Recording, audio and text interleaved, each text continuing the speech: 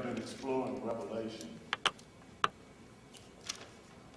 the unveiling, if you will, or the uncovering. That's what Revelation means. Unveiling, uncovering of God. What God's purpose, God's will, God's plan is as conveyed through Jesus Christ to, and for us, this letter, or these combination of letters, come to John. And so John begins to unveil them and send them to the different churches. We explored Ephesus, the first letter. We began to examine what he began to say. He knew of their works, and he walked us through it and followed this formula. So when we look at Revelation and when God begins to explore the church, we begin to understand that the format of this letter goes with a commendation, a condemnation, a corrective, and then the consequence.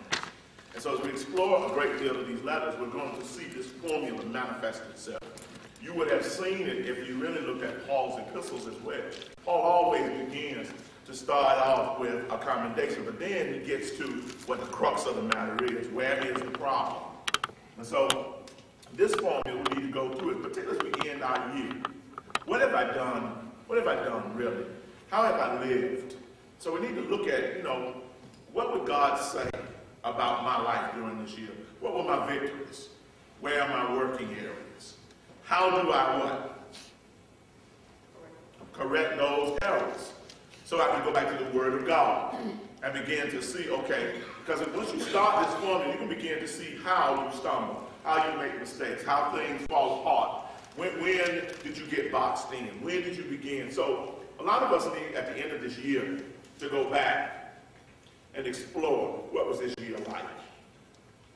And what's the consequences? What has been the consequences when we really start talking about these correctives if we don't make them? What happens? A lot of us end up getting stuck in the same place. We'll be stuck emotionally, stuck psychologically, stuck spiritually. So when we look at these churches, God is always going to go condemnation, the problem, corrective, how to begin to move back to the original purpose that God has ascribed, and then the consequence if you don't make these correctives. All right? There are only two of these churches, these 7 letters, Smyrna and Philadelphia, who we would call blame-free. They really are not challenged as far as you're not doing that. They are more encouraged. And so we're going to look at these as we talk about hearing what God says for us in the 21st century.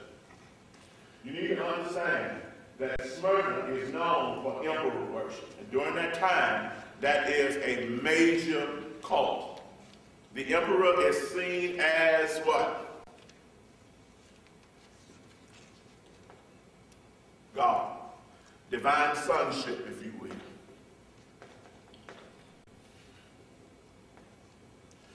And you all are seeing that how in the 21st century. Who else? Who else?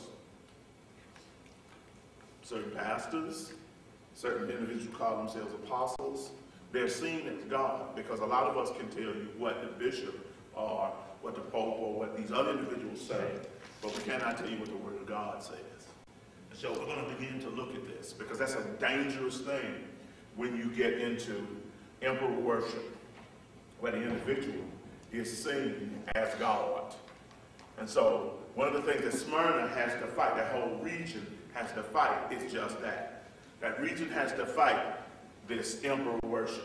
Now we're going to need to hear what God is saying.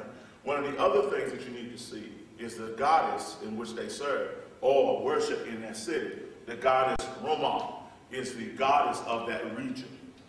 And so for us to understand the spirituality and the essence of the letter, we have to understand what is it that they're worshiping and who are they worshiping. The temples for Rama and the emperor are very large. They are humongous. The majority of the churches, however, that are Christian are house churches. They're house churches, which causes us challenges and problems because most people are drawn by what? Big crowd.